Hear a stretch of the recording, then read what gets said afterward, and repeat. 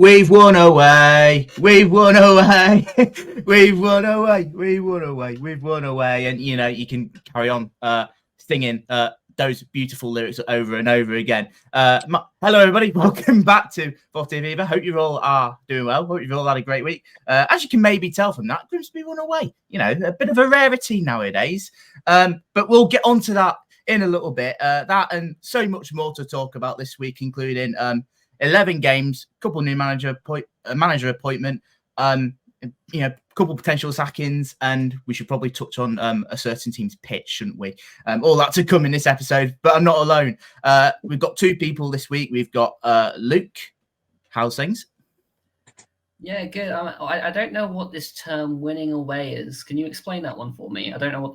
I've never seen that before. What is it?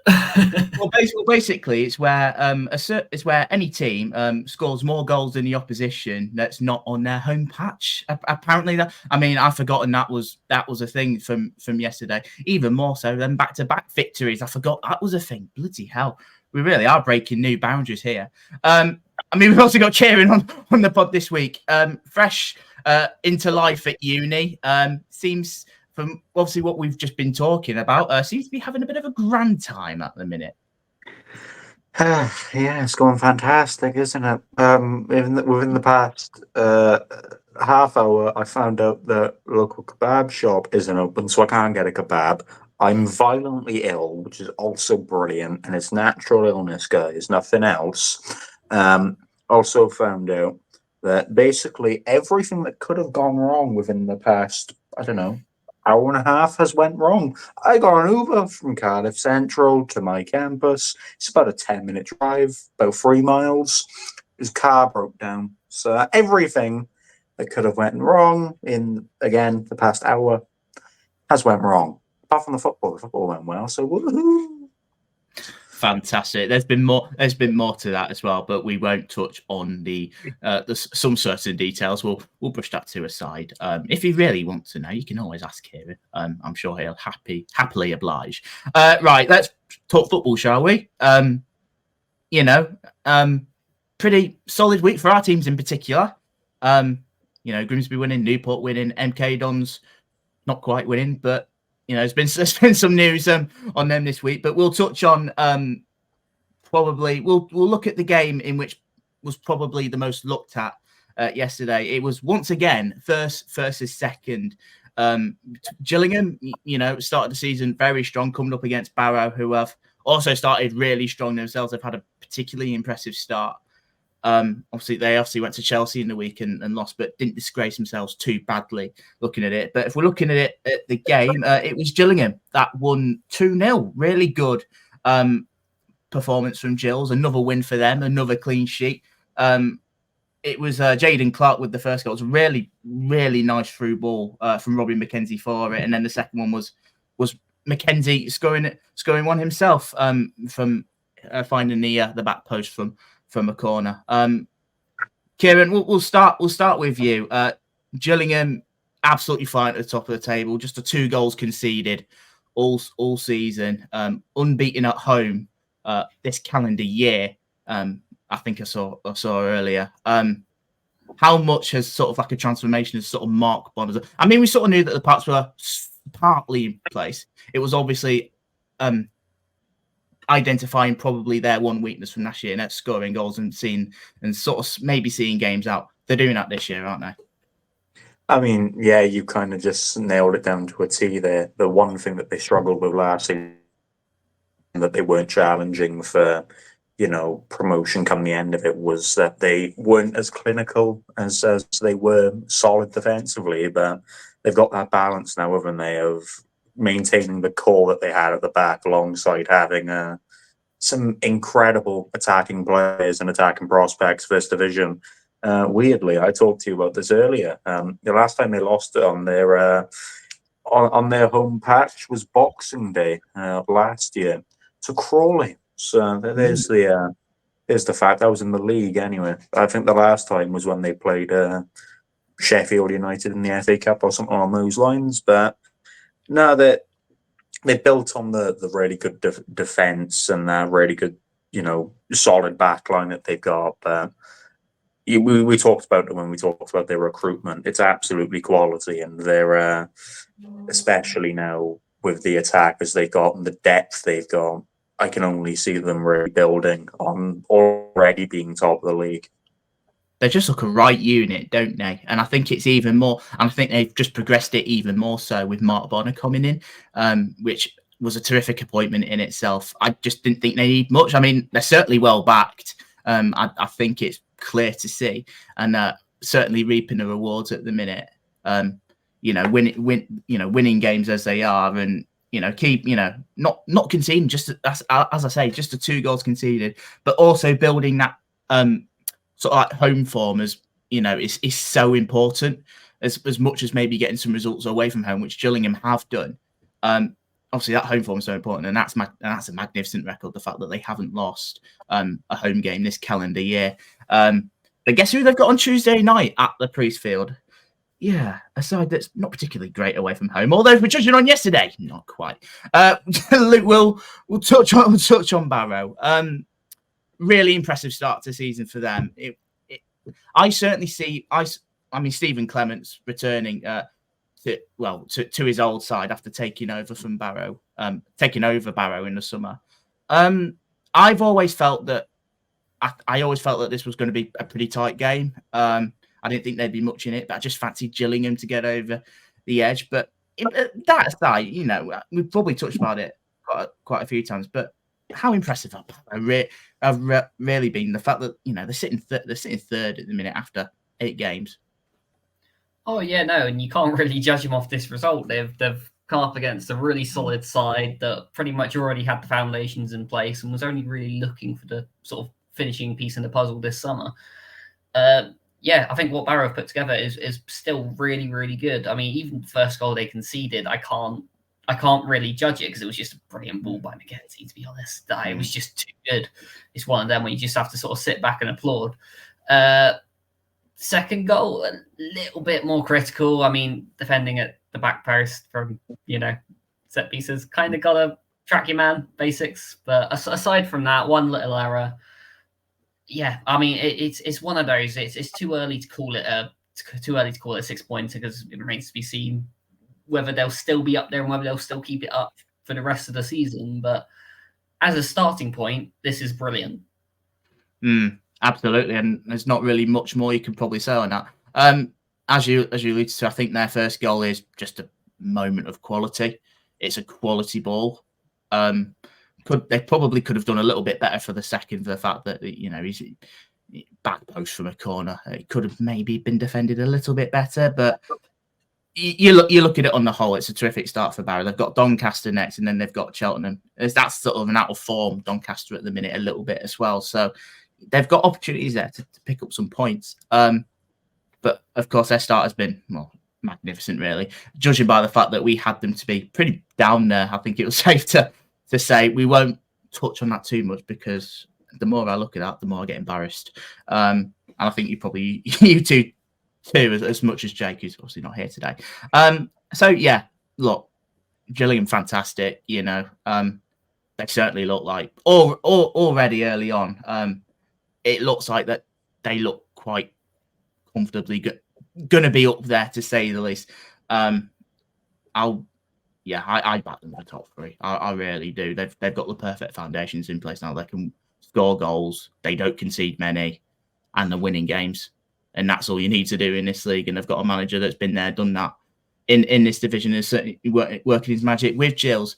Money spent, of course, they have, but taking nothing away from them. It's been a fantastic start for them. It's been another fantastic start for Walsall. I really wanted to touch on this one.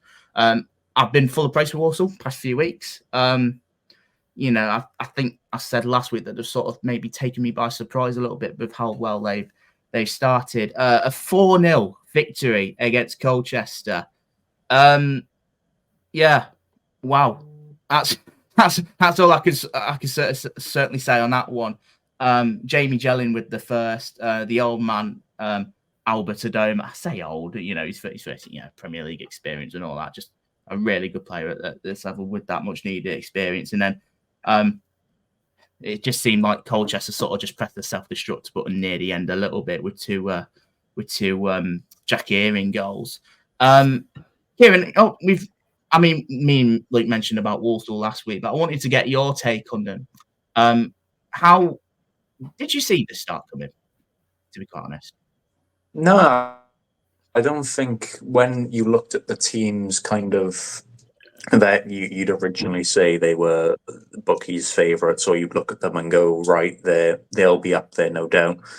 I didn't really see Walsall within that bracket. I thought they had quite a bit of change over the summer, and I didn't know whether Matt Sadler was gonna, be convincing enough in adapting that change in the pace that he has. But no, you've got to give them credit. We talked about kind of, getting, like, I suppose statement wins is one thing that a few teams have done this within this game week, I suppose. Gillingham being that one example, and I think that one from Walsall is kind of made them shine above the kind of under the radar that they have been as of recent. So I don't think you'd expect it. No, I was in the thought process that they'd maybe challenge the playoffs, but they wouldn't quite be there. But credit to them, and credit to kind of Matt Sadler for the way he's been able to sort out the what was a busy and really changeable summer for them. I've always believed with Walsall, the foundations were sort of there, if that makes sense. Not just on the pitch, but somewhat off it. Obviously, last year was very hot and cold, very inconsistent. I think at times actually for Walsall, they've had some good results and they had some not so good results. And Matt Sadler could have easily have lost his job at one point last year. One thing I was hugely concerned of going into the season with Walsall was their lack of potential goal threat maybe up front, but it's not the fact that it's mainly their strikers. They're distributing goals throughout the team. It's a collective effort. You got Albert Adom, you got Jack Earing scoring. Jealous as mentioned with that, as well as you got the forward options of Jamil Matt, Nathan Lowe has been very impressive for them, as I've alluded to in the past. There's a decent team there, but I think I wasn't overly convinced on Matt Sadler going into the season. If I was going to be honest, I just wasn't sure. Like, this is a decent manager, don't get me wrong, but I just wasn't sure if he was good enough to maybe take that next level. And still somewhat early days. Granted, 8 games in, there's still a lot of football to be played. But he's proved me wrong. He's so far proved me wrong, and I think he's proved quite a lot of people wrong actually. Because there was quite a lot of predictions for Walsall to be bang on mid-table, and to be fair, I think that's probably what we sort of went with. Well, that's what I personally thought anyway. Colchester, Luke. I've always said for quite a couple of weeks, I think there's another gear in which I think they could go to. With Danny Cowley, with some of their players like Samson Davide and Lau Taylor, which I think could be a good partnership, as well as, they've got the likes of Jack Payne, Teddy Bishop, etc. I see this as a result that's actually quite concerning. I think with the last couple of goals in particular, they sort of gave up. That's what it sort of felt like. Especially that third one, in which, well, I say gave up. It was sloppy from their defender to play it, and then they've just been caught in the counter attack when they're trying to get a goal when they're 3-0 down. That's what I saw anyway. What have you got any thoughts about that? Because that's just what I feel at the minute. Well, yeah, Colchester are really starting to frustrate me. Is 1 week we think, oh great, they're here now, we're going to start, really taking it to teams, and then the next week they're back to a result like this, and they're just so hot and cold with it. There's no consistency there at all. And it's not like they didn't have chances in this game either. At 0-0, they had a huge chance where Davide broke down the right. And it looked very, very similar to our opening goal at Dons, actually. But he just messed up the pass, took too long with it. And it's just moments like that, those moments of quality you need to, really take charge in a game. Because at 0-0, if you take the lead in that game, maybe you don't go and concede 4 goals after that.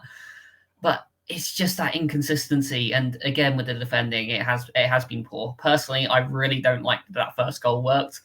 I know Route 1 can work and all of that, but as someone that watches possession football a lot, personally, I hate that they got through with one big hoof over the top. and he's been allowed to bring it down with two men around him and score. Personally, yeah, I mean, I think there's an element to be honest. I think there's an element to every goal in which I feel like Colchester could have maybe done a little bit better with. That's what I feel from that. I do look at their results. I mean, they beat Tranmere 3-0 last week. We know that Tranmere's goal scoring issues, I think, are certainly a thing at the minute. We'll get onto that in a little bit. Drew 3-3 at Morecambe. They were 3-1 up in the 80th minute. I think I threw that away. They drew 1-1 with Bromley. They finished the game with 10 men, although I think that was like last minute. They were losing that one. Bromley look a pretty tough team to beat, although they're struggling to maybe buy one at the minute. And then they drew 1-1 with Accrington, in which they have not started the season very well at all. And I think even that was a pretty late goal themselves for Colchester. I don't know with them at the minute. I mean, I did predict, still a bit to go, but I predicted, I fancy them to maybe, playoff charges. I just think at the moment, they just need to find that consistency. I think they need to start obviously winning a few games. Sort of settling down a little bit. That's what I feel with it. And then, because there's a good squad there. There's a really good squad. We've mentioned quite a few times how Colchester have had one of the best summers, if not the best summer of all League Two sides. It's taken it. I know it sounds weird, but it's taken a 4-0 defeat to Walsall. I mean, I've mentioned the fact that, as I said, I still think they've got another gear to go to. I'm looking at a result like that, perhaps, and I just see some of the rubbers that they've had recently. I'm thinking, really, is there? I don't know. Still a little bit to go. I do want to. I mean, I've got Port Vale next, tough game instantly. That's all I really have to say on Colchester. But Walsall. Fantastic start, really good win for them. A really good win yesterday. A first on the road this season, just a third away win since the start of last season is Grimsby Town. Wow. I'm right. It's time for my obviously breakdown that I sort of do. Wasn't actually at this game. The first game I've missed. I'm not doing Gillingham on Tuesday night. I know we'll bring plastic. What you doing? All that sort of stuff. You can bring it if you want. I don't really care. I think there's quite a few bits to take away. Just quickly run through it. The first goal, it's another header from the corner. Really poor. What was also disappointing for the fact that it was during that in which Jake Eastwood picked up what looks to be a pretty serious injury. And it does go without saying that I hope everything's all right there, and want to see him back on the pitch as quick as we can, because it did look quite a bad one. That up steps Seb Orton, I think 17 years old, youth team goalkeeper, making his debut. And to be honest, the lad didn't look out of place at all. He did his job. He looked like he's been playing the game for quite a few years. That's what he felt like. It's a day in which he could be hugely proud of. To come in, and do what he had done. But we'll touch on Carlisle a little bit more in a minute. There's a couple of things I want to say. Took the goal 1-0 really well. Lovely ball from Denver Hume. He was fantastic yesterday. Absolutely unbelievable ball. And the finish is pretty good for Luke Barrington as well. His first with us, the Brighton loanee. And then it's taken, 3 minutes after? We've just equalised, sort of keep it tight at the back. And it's really poor on our side. The cross and is completely unmarked. For 3 minutes after we've scored to level at 1-0, it was really disappointing. We're struggling, I think, just with sort of just tracking your man in a minute and just sort of the basics of defending. Quite a lot of goals we've conceded as of late have been awful, to be honest. I think there's an element of stuff we can do better. I think that first half, we weren't really in it. Carlisle were much the better side. They played some lovely stuff at times. Probably could have scored a couple more. I think they had a penalty. I think was quite stonewalling, which I think we got away with. But that second half, we changed a little bit. We changed how we approached the game. Brought on Lewis Cass on for Tyrell Warren at halftime. And I think the subs changed again. It was certainly a game of two halves. I felt Carlisle much better side first half. We were by far the better side second half. I thought we played some lovely stuff at times, and I think we could have scored earlier. I look back to that Wilson chance where he's taken an absolutely horrific touch. He's gone straight to Lewis. equaliser just 10 minutes. 10 minutes again, another cross from Denver Hume, another assist for him, finding a header Cass, super sub worked. And then in the 90th minute, from a corner, short corner, Hume's corner, finding Callum Ainley, is crossed to Harvey Rogers, finds the net. Unbelievable. I think there's a lot to be pleased from that yesterday. I think obviously the manner, the fact we've come from behind to win a game is obviously pleasing. I've made no secret to you guys in particular, but I've made no secret that we are down to the bare bones with injuries. Another one yesterday with Jake Eastwood. We've got Jordan right now out injured as well, so we haven't got a senior goalkeeper, and we're already looking for some sort of emergency loan for Tuesday. We're already on it. David Artell said that he was on the phone to the Hutchinson at half time. Already on his contacts because we need a goalkeeper. But I think I also just quickly I do also look at the results, and I think we lose that game last year. I think even for the others, the game we beat Cheltenham, I think we don't win that last year. Bromley, we probably concede at the end last year with that chance, and then Bradford, we probably fall apart and don't win the game last year. So already I think there's a lot of positives we can take from the start of the season. It's been a really difficult start, with the level of opposition played and, with the amount of injuries to key players. But I think in terms of performance, I've not used this word for a while, but I think for yesterday, for the second half in particular and how we won the game, I was proud of the boys. Absolutely proud. Even more so for someone like Seb Orton in goal. As I mentioned, he should be buzzing. An away win, hopefully we can kick on from that now. Back-to-back wins as well, which has been, I think we've gone like 68 games or something like that without winning back-to-back, which is a horrendous record. Hopefully now we can sort of build on that, although we do have a very tough game against Gillingham away on Tuesday night. And if I'm going to be honest, I'm not expecting much of them. If we get anything from that, then great. But no, I was really pleased with the performance. So just touching it really quickly. Kieran, just quickly on us, what do you think? Yeah, I think that we mentioned and we talked about David Artell as a project manager, and I think that the start of this season in comparison to Patch's last season probably shows that in dividends. We've talked quite a few times this season where you've competed in a game, but you've not quite had that edge yet.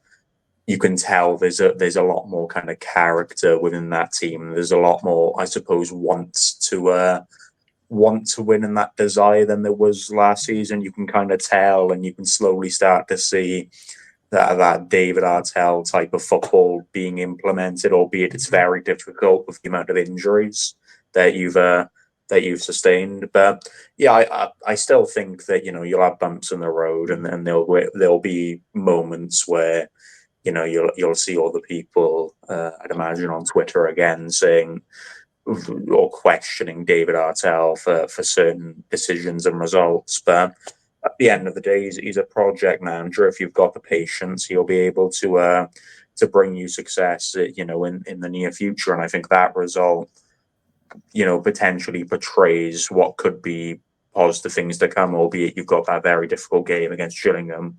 I think it is a good stepping stone to build on. Yeah, I think you pretty much nailed it.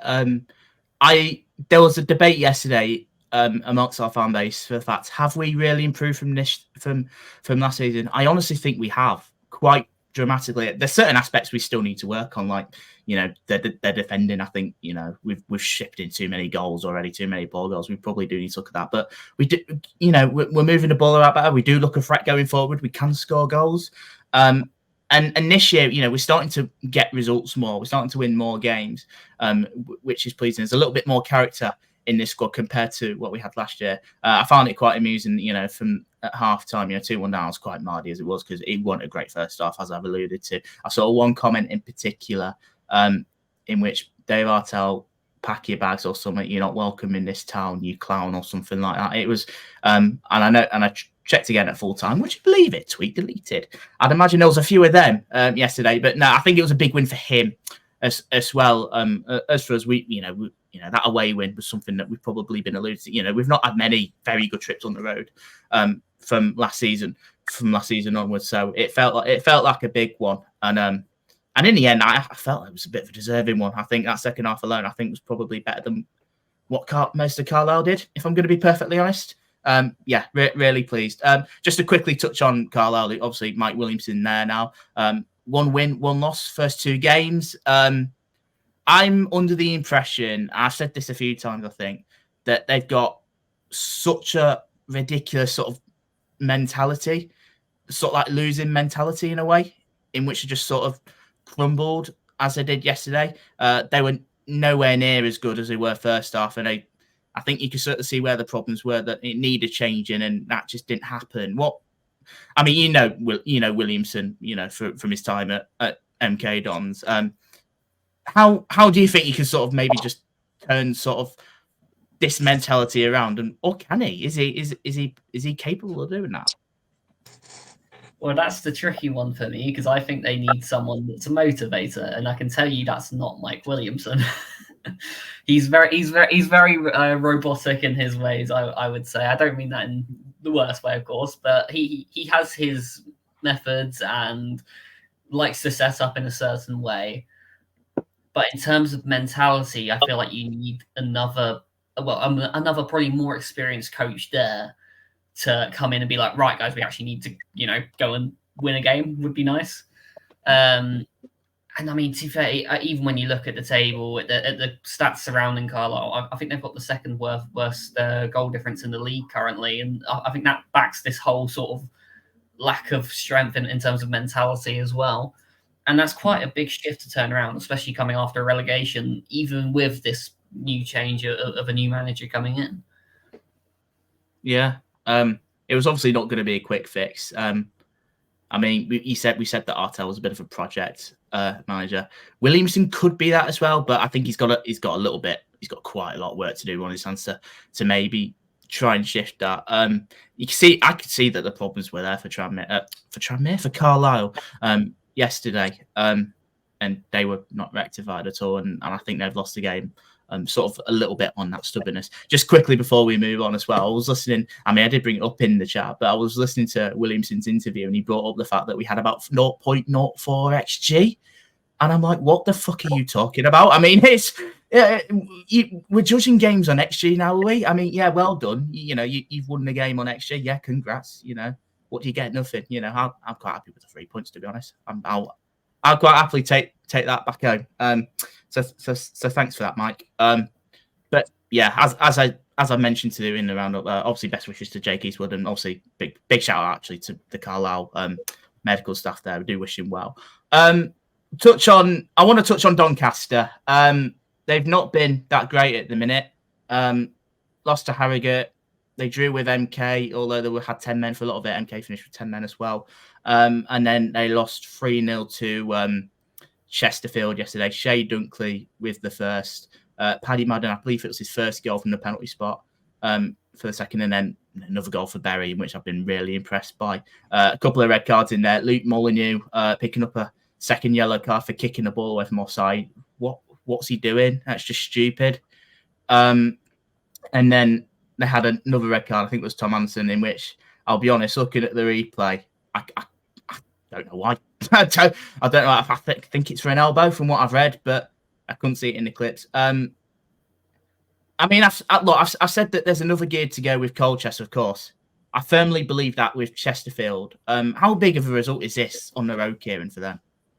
It's a fantastic result, isn't it? It's weird when Chesterfield win; they tend to win very convincingly. They had the 5-0 demolition job at Crewe, and now they've got a 3-0 win over one of the, I suppose when you look at it, one of the title favourites. Ahead of promotion favourites. But I agree with you in that I think there is another gear that they can reach, albeit they're playing some good stuff. I think there's the level of consistency that they need to hold, and there's the level of, I suppose, if they pick up a few injuries, are they going to have the ability to replace them well? Because this division works. No matter how much you prepare throughout a training week, injuries can come out of nowhere. So it'll be interesting to see how they respond to that when they inevitably arrive. But no, you've got to give all the credit to them. You know, they come up from the National League and they did really well to, of course, win it convincingly.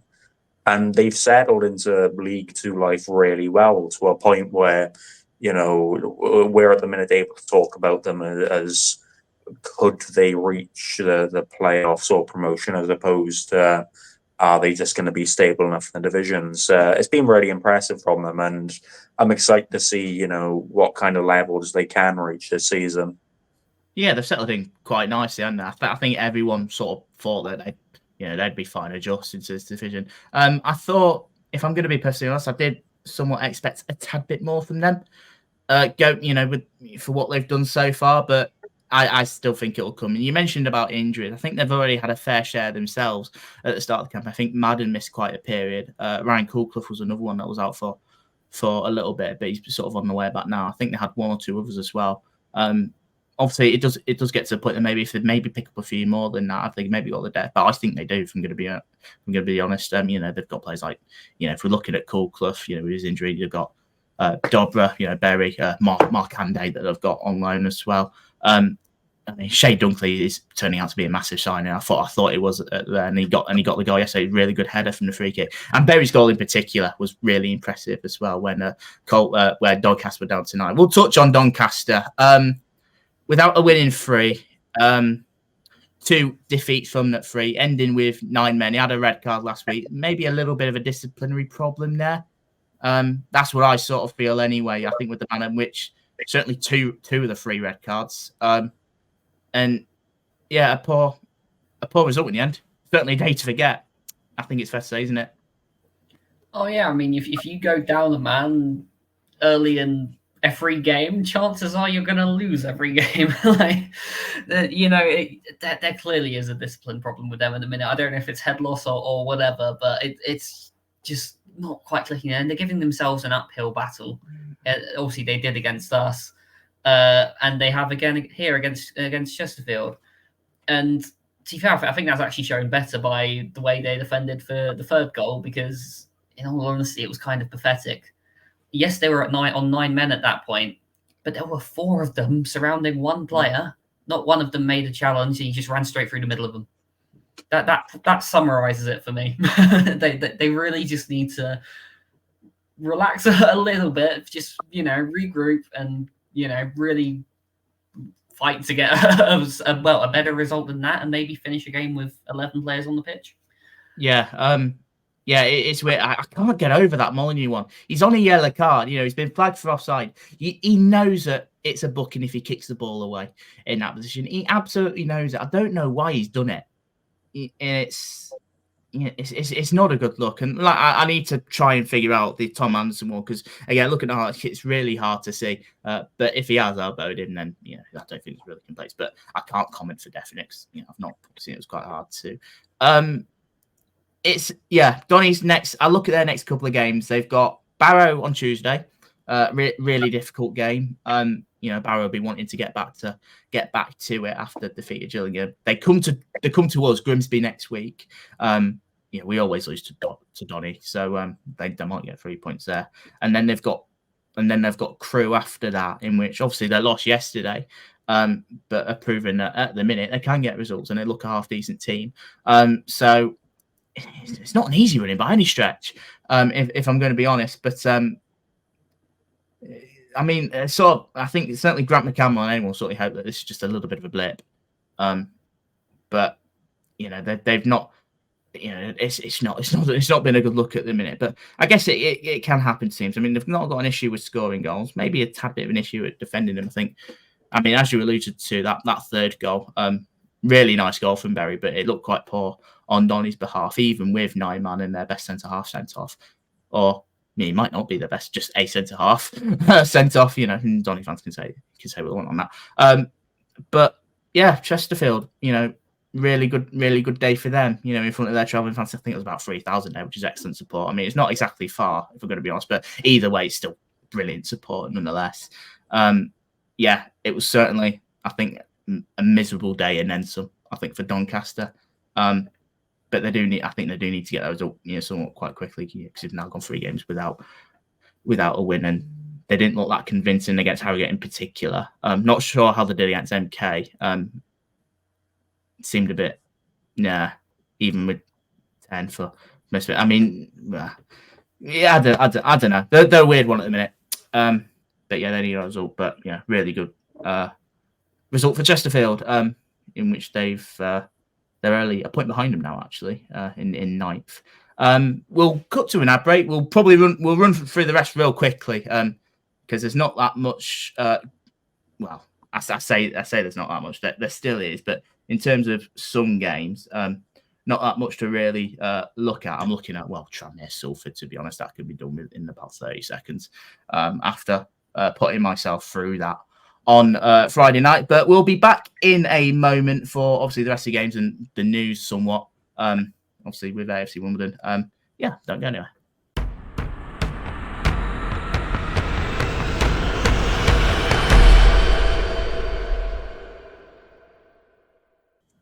Here we go again then. We'll carry on with us. Thank you if you still are. I hope you're enjoying it so far. I really wanted to touch on this one. I wanted to touch on Port Vale Swindon. A 2-1 win for Port Vale. George Byers and Brandon Cover with the goals. With a Will Wright consolation in the end. That Port Vale's first goals from a corner unmarked. I think it looked like by it was George Byers that got it, and then that second goal was, I don't even know, a mess. I think it's pretty much sums Swindon up at the minute. If I'm going to be honest, I mean, good free kick from Will Wright, but just a little too late. A good win for Port Vale. It sort of keeps a somewhat pretty decent form going. 3 wins from the last 4. But I've really wanted to touch on Swindon. It's been a dreadful start to the season. Just the 1 win so far against. Sorry, Kieran, but I think sort of a depleted Newport side on the day. It certainly looks like, but they have been so unconvincing. I feel like I know where sides look right in trouble. I've seen it for myself. I've seen it with Grimsby. I know what somewhat like a poor side looks like. Swindon are that at the minute. I don't know what their direction is. I don't know what. Like I said, what they're trying to do, what direction they want to go to. The players have been nowhere near good enough. They should be the ones that take quite a lot of the blame. The fact that they've not even won a game, the fact they hadn't, in which an opposition team had an outfield goal, I think is enough, to be quite honest. So they have to take a lot of it. Mark Kennedy, I don't think is the right man. I just don't. And then it won't get better over there unless they change their ownership. It's as simple as that. It's just the whole club from top to bottom at the minute is absolutely rotten. We've seen Oldham go down the first Premier League. I think they were the first Premier League side, former Premier League side, to be relegated to non-league. I can certainly see that being Swindon, if not this year. If it's not this year, it'll be next couple of years at the very least. If they don't sort their house out very quickly, I really fear for them. Really fear. From what I've been hearing, their game at Port Vale yesterday, for hearing a lot of Port Vale fans, have not played it. They generally said that was one of the worst teams that they've played for quite a while. Aaron's not too impressed. The producer on this, Oldham fan, on National League, Natty can check him out. But I shouted your podcast out, Aaron. It's not too bad. But no, a lot of problems at Swindon. I do want to touch on Mark Kennedy a little bit more, Kieran. I think he's in danger. I think he's in right danger. Is that something you agree with? The more that this season goes on and the more that we watch Swindon, the more I question with all the suspensions. How on God's green earth did we lose 4-0 to them, make them look that good? And my issue with you talk Mark Kennedy as not being the right man. My question is, who would the right man be? Because they're going into this season, different manager, different players, same ownership, but we're seeing the same problems. I feel that this club and the way it's going entirely kind of bases around that ownership. And no matter what manager you've got, what squad you have, that's always an eluding problem that probably takes the majority of focus for Swindon fans in particular. But no, I don't think there's any way to, disagree with the fact that there's no reason why Mark Kennedy wouldn't be in potential trouble, given the ownership would want them to be, despite the lack of resources provided. But we'll have to see as it goes on. But I do agree in the way that I would, if I was Mark Kennedy, I would be worried. But at the same time, I don't think you can really put it all down to him. But I think ultimately, I do feel, I've said that the players need to take their fair share of responsibility. And I've said how much the club's rotten. Ultimately, if we're judging it on field matters, it's the manager that gets the point. You can have Pep Guardiola. I don't think he can get a tune out of this lot.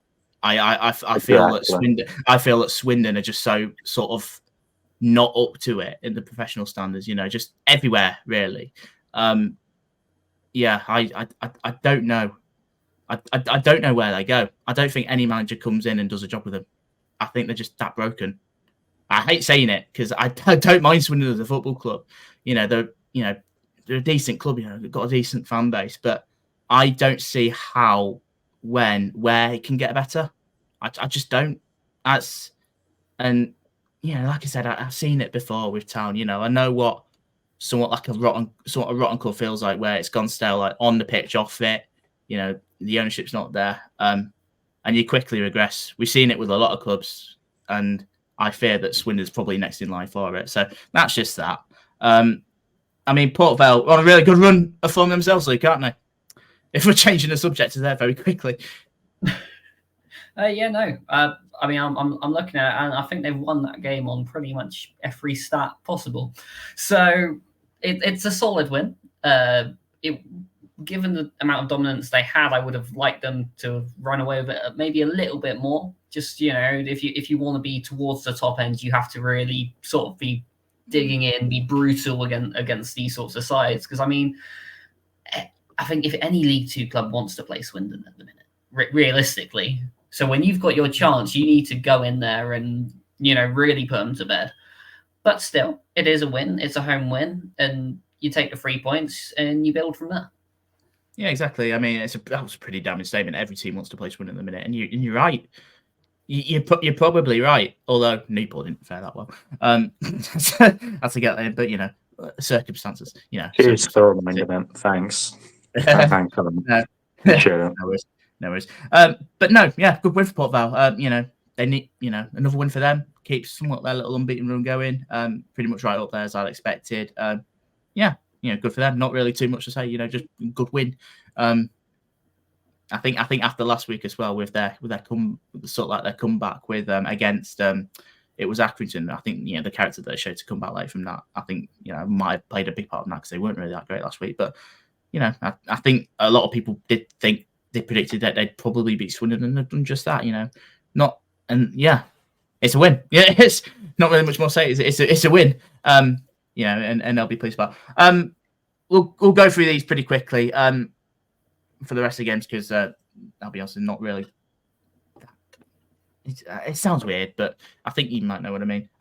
Big week for MK Dons, Luke. We knew obviously we're without a manager. They've appointed what I thought would be the man that they'd go for in Scott Lindsay. I felt from the start that I think this is perfect for Lindsay. It's whether that maybe MK sort of shared that feeling, and they clearly did. And they've appointed him. They drew 1-1 with Bromley yesterday. Sort of a bit of an out of form Bromley. You mentioned Luke, but even though that MK drew, they didn't win the game. You can sort of see already what Lindsay's trying to implement. What's sort of been your early thoughts on the appointment of Scott Lindsay for one, and sort of maybe yesterday as well? Well, I think the main thing that with Lindsay is the fact that he's a motivator, and this comes back to what I was saying earlier with Williamson and Carlisle. We've got a bunch of players that are underperforming. We need them to really step it up, and we need them to get their head straight. And Lindsay is the perfect man to do that. He because that's pretty much what he did at Crawley. He had a bunch of underperforming players there, players that had been rejected or taken out of non-league, and he turned them into a really good team that was able to go and smash us in the playoffs. So, I think I think style of play as well obviously fits in quite well with us. I think the early changes I've noticed straight away have mostly been out of possession. For example, we haven't really pressed all that much since Max Lean left. That's suddenly changed. We seem to be encouraging a much more intense press from Tommy Lee backwards. Not a natural striker, by the way. We were playing without a striker, but you'd have sort of 3 or 4 men going all at once. There wasn't this sort of staggered, sort of pointless press without much purpose to it.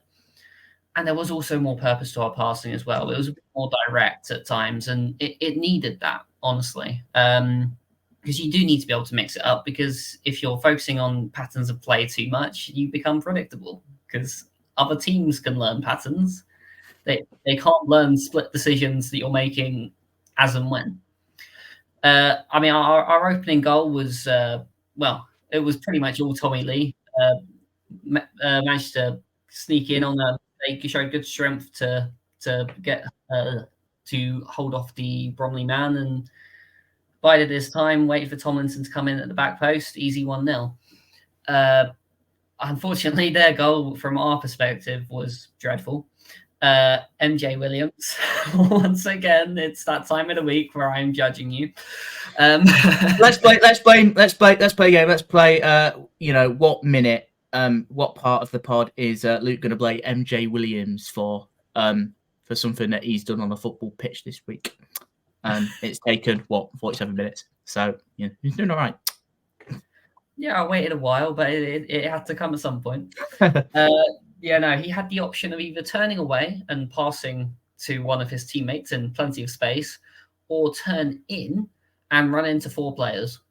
Which one do you think he chose? It's the 4 players one.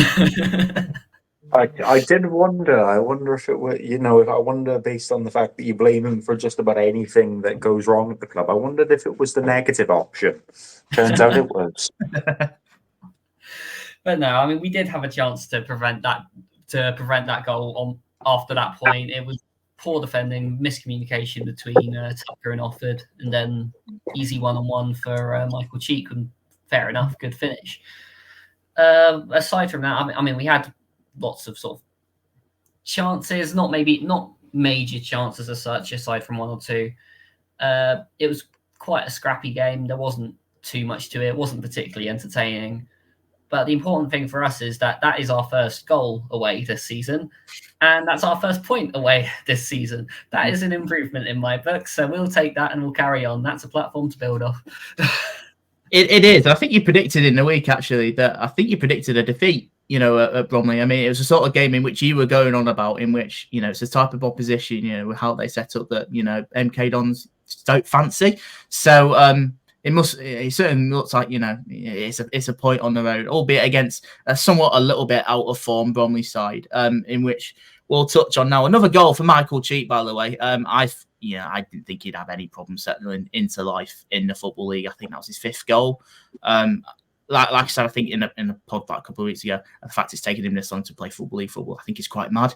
But he's a goal scorer, he's a threat, and he certainly punished MK on that occasion with that. Obviously, with that ball, and whatever MJ Williams did there, but it has gone a little bit stale as of late at the minute, Kieran. I was just wondering what you thought, maybe just of Bromley at the minute.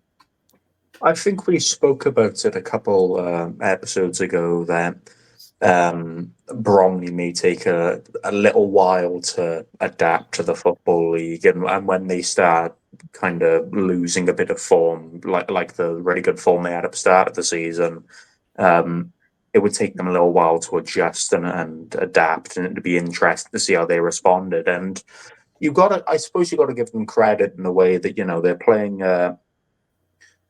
a side in MK that one, off of just the back of things, title favourites. 2, they got a new manager in. I feel like new manager bounce for the most part is a thing. you know what Scott Lindsay usually does in terms of his football, but you don't know whether he's had time to adapt it fully. So you don't know 100% what to expect. And they've been able to pick up that point, which down the line could look really successful and really positive for them. But as much as they've individually kind of lost a bit of form in the ways that they had at the start of the season, I think the one thing that they can take as a positive is that they are nowhere near the worst team in this division. They're nowhere near the division. That they're comfortably, as of right now, better than relegation. Which, if you were to ask most Bromley fans, I think they'd be more than pleased with.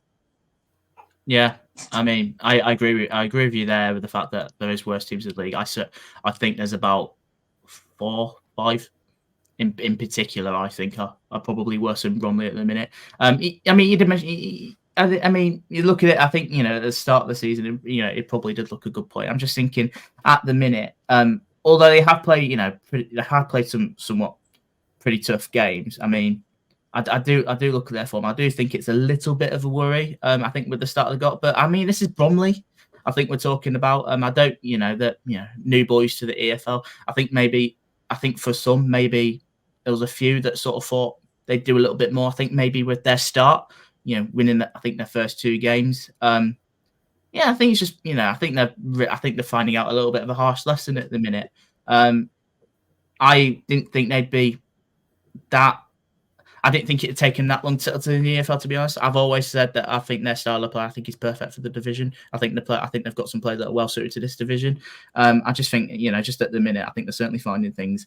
Just, I think, a little bit tough. I mean, that draw with MK, certainly not the worst point in the world against, a side in which I've forgotten a new manager, which is an unbelievable appointment, by the way.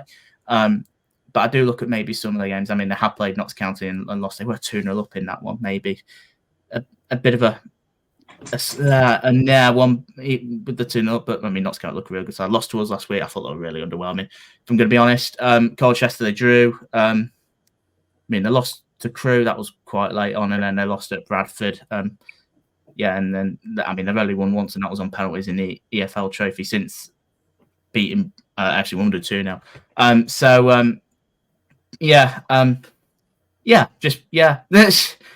mean, they've got Chesterfield next tough game for them, but I just think they need some sort of result, and I think yesterday could be the start of that. It could move them to get them for another result. I feel like I'm talking absolute gibberish at times tonight, and that certainly feels like I am nervous. I can't get my words out. I think you might know what I mean, but I sound dreadful. There's the title for the episode, Jordan Chat Gibberish. Jordan Chat Shit, I think he's probably more suited, but we'll move on. It's a draw. Not really much more to say. We'll go to Newport, 2-1 win against a Crewe, a banging form Crewe. Kieran, you were at the game. Talk us through it.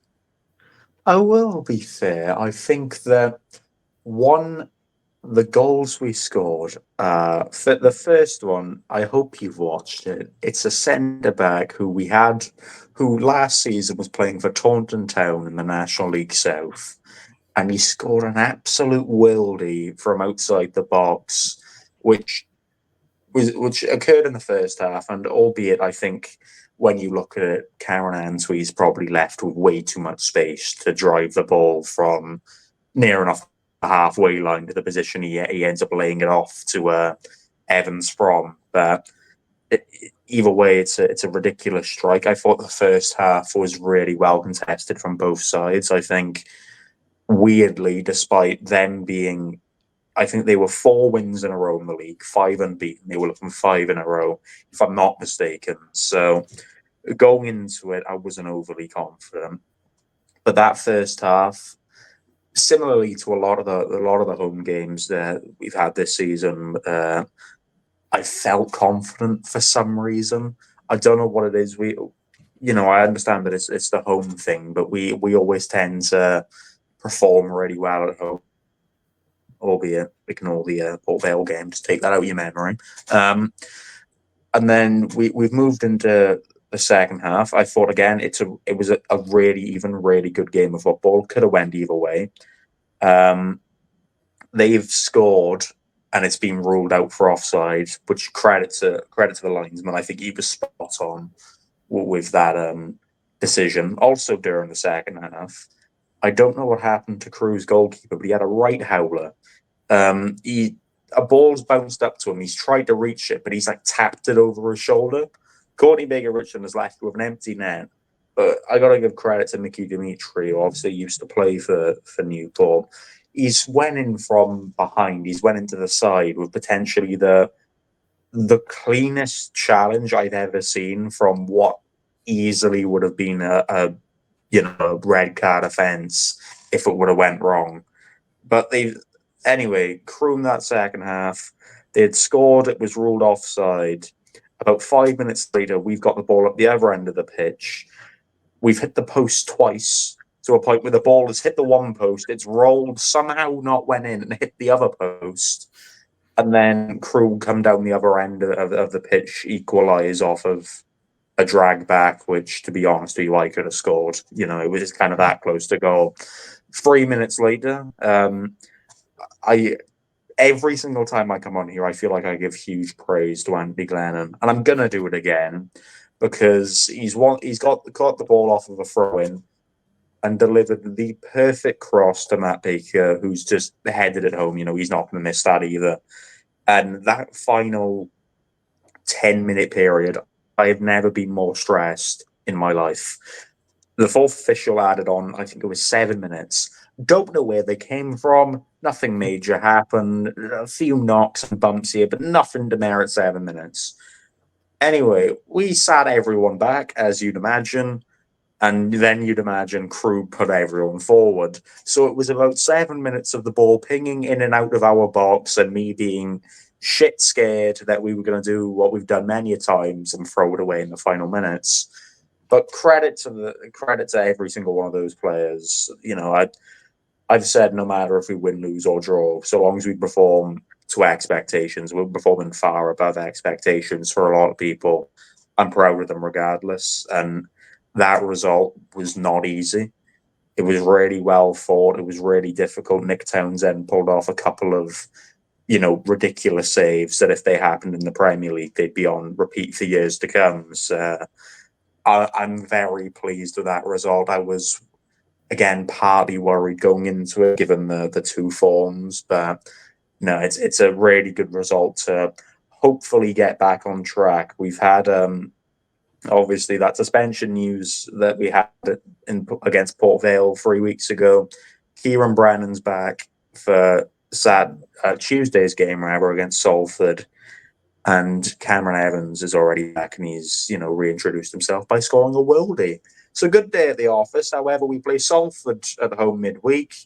And since the entire time they've been in the Football League, we've beaten them once. We played them 10 times. That one time we beat them, FA Cup. Other than that, we've lost to them 7 times and drawn twice.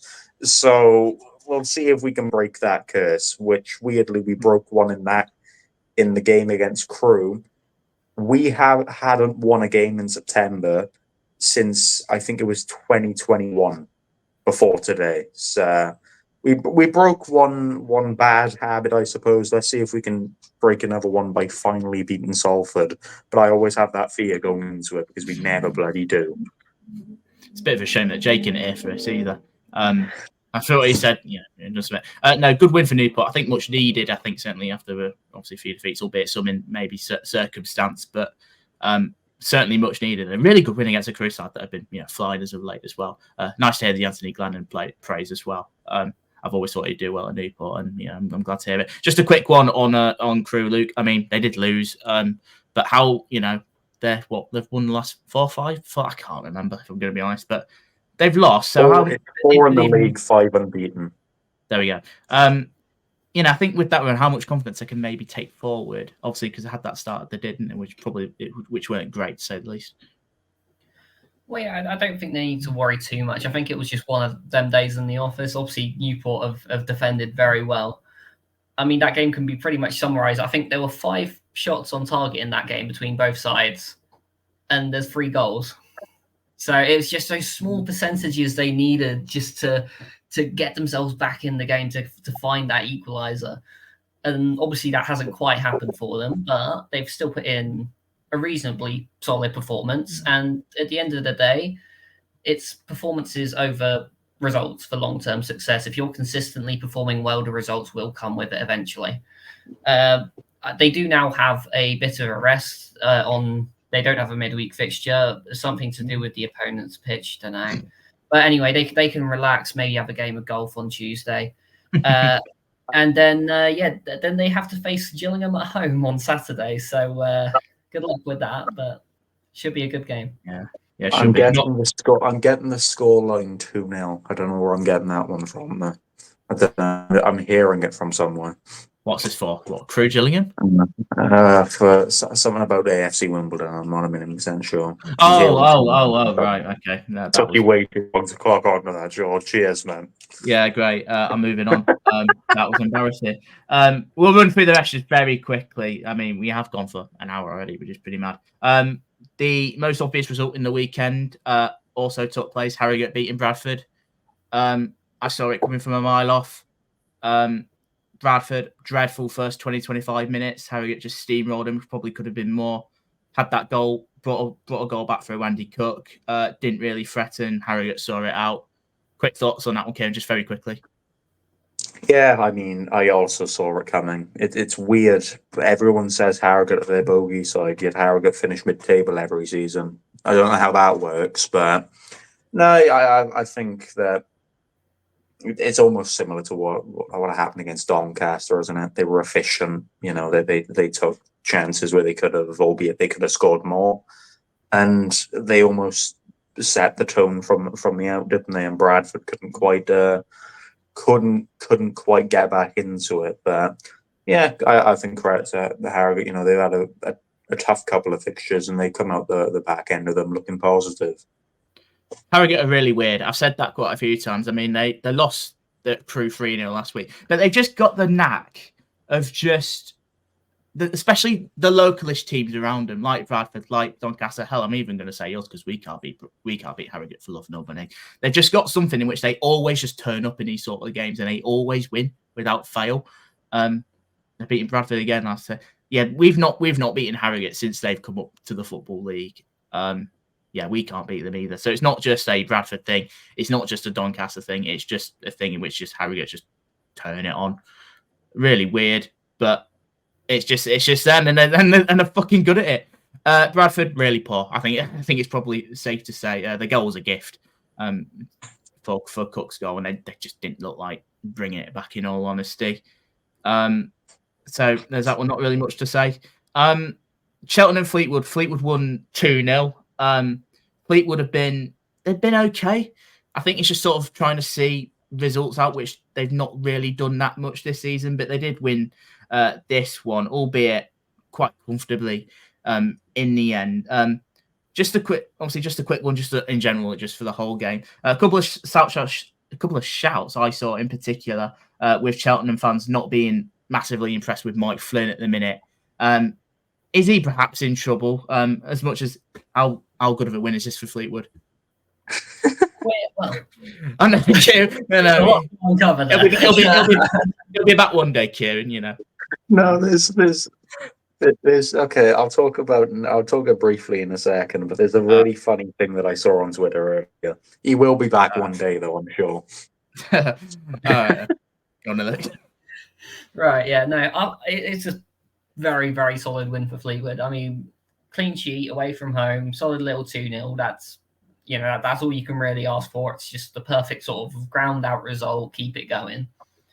Obviously, much more concerning on Cheltenham's side to not score at home against a side that, don't get me wrong, Fleetwood are a good side, but I think there are stronger sides in the division. So if you're not really giving much fight against them, you could be in real trouble potentially. Not sure who they've got next, but they will need a real bounce back on this one. Cheltenham, I'll have a quick look. They've got Accrington next. That's the perfect bounce back fixture. You have to get one from that. Yeah, I'm just thinking that is probably the game that they'd wanted the most. I think it's a big game for Mike Flynn. Anyway. I mean, this is somewhat what I thought that Cheltenham would be this season. If I'm going to be honest, I honestly thought they weren't be that great. I thought this is just what they are. I think after last year, you know, with the amount of change that they've had in the summer, I just wasn't that convinced with the squad, and not really that convinced on Mike Flynn at the minute. If I'm going to be honest with that, but I just think for Fleetwood. I mean, I did watch their game against Morecambe. I was impressed for a large part of it. It's just obviously I think game management at times. I think they've not been that great with it. And just sort of seeing out the results. I mean, they didn't have to worry about that yesterday. I mean, they won quite comfortably in the end. I mean, they played a game less, but I mean, they're certainly not the best side I think I've seen so far, but they're a good side. I think they'll be very much in the mix for fighting. Kieran, you wanted to bring up that story about Mike Flynn. That's it. It's not even just Mike Flynn. It was more about the players. Scott Bennett. So, seen so many people complain about Scott Bennett, Ryan Hayes, Joe Day, all the former Newport players, weirdly enough, alongside former Newport manager Michael Flynn. But I think the funniest thing that I saw was a social media comment made after the game saying, "Stop playing Scott Bennett because we're losing and he's doing Cruyff turns," which I find absolutely hilarious because that's something we got so used to over his 7-8 seasons. Anytime he was under pressure, he'd pull off a Cruyff turn, and it seems that it's winding them up a lot, and I just find that really funny, and I don't know why. The envisionary in my mind of them being 2-0 down and then Scott Bennett pulling off a Cruyff turn and everyone getting wound up is just amusing to me. Fair enough. There's nothing more. I've seen that a few times. I mean, I think Toby Malarkey did that quite a lot last year. I'll be honest, it didn't really get me excited. If anything, it made me quite annoyed. In good position, it's just quite scary to be honest in that sort of position. 2 games left. We'll quickly run through it. Morecambe, they drew again against Notts County. Really good point. Should they've won it at the end?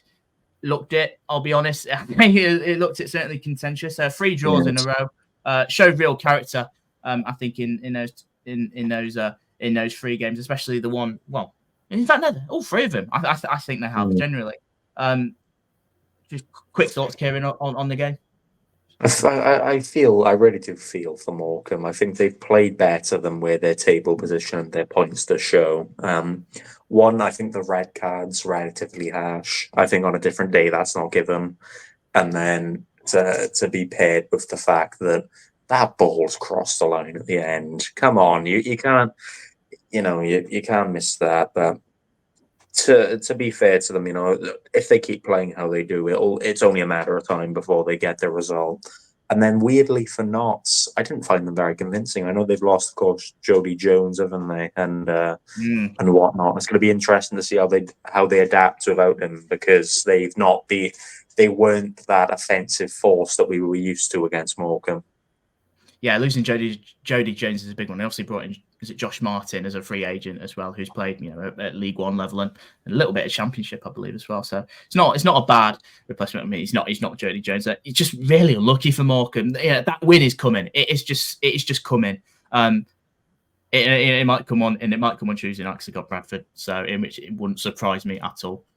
Sorry, I imagine. But yeah, I think it was always going to be a tough one for Notts County. Going behind quite really early on, and nicking that goal with Matty Platt. But Morecambe should have won it at the end. I don't know how that's not been given. Final game, the Friday night. I'll quickly run through it so you two don't have to.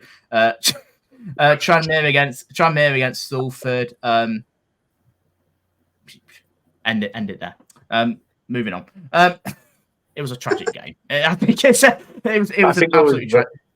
To me, it was probably the most predictable result. Both teams struggled to score. They're not in consistent form. 0-0, fair enough. Yeah, both teams have got problems scoring goals. I think even more. I think more so for Tranmere. They played a couple more games, and I think, I'll be honest, I think both teams sort of looked a little bit toothless in front of goal on Friday night. But I'm concerned a little bit more for Tranmere in particular. because I don't know where their threats are, if I'm going to be honest. I mean, Amari Patrick is probably their biggest one, but I don't see much of it that can maybe have the quality that scores goals. That's just my thought. Obviously, there's obviously quite a lot of work to do for both teams, but I'm just not sure at the minute. But yeah, dire game, just absolutely dire. It was never going to be high scoring, and that's what it proved to be. Just a really quick one, just before we wrap up. We obviously, there was 11 games played. I think we do have to just touch a little bit on AFC Wimbledon. Obviously, with their pitch, they've had a very good start to the season themselves, and it's probably it's the last thing they'd need. Their game against Accrington Stanley postponed. Should have played Crewe on Tuesday night. That's called off. They're going to Newcastle instead, which is not too bad for them, I guess. But yeah, that's not going to be done for quite a while yet. They're probably going to smile. He's loving this. He's loving this as he would play now. They're most likely going to have to ground share. I mean, that'll take a couple of months at least. And I think it's just come as a massive inconvenience with just on the pitch how well they've started the campaign. I do want to get Luke's thoughts in particular. I mean, we've heard a little bit throughout the episode and on his, but I want to hear a little bit more. Come on then, I'll just sit back. All I'm saying is this is a new stadium, right? Did they not know there was a river there and that they're on a floodplain? Just, maybe might be common sense to not build it on a floodplain where there's a river that might,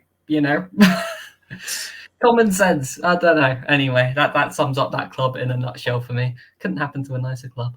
Anyway, I knew you had no sympathy. Although I saw that lovely donation from you, though, Luke. That you sent to their Justin and page. That was really kind of you. The real Dons, I think you called them. Yeah, I think you called them the real Dons. That's really kind of you. I mean, they're welcome to come and borrow our stadium if they need it. We're nothing if not generous.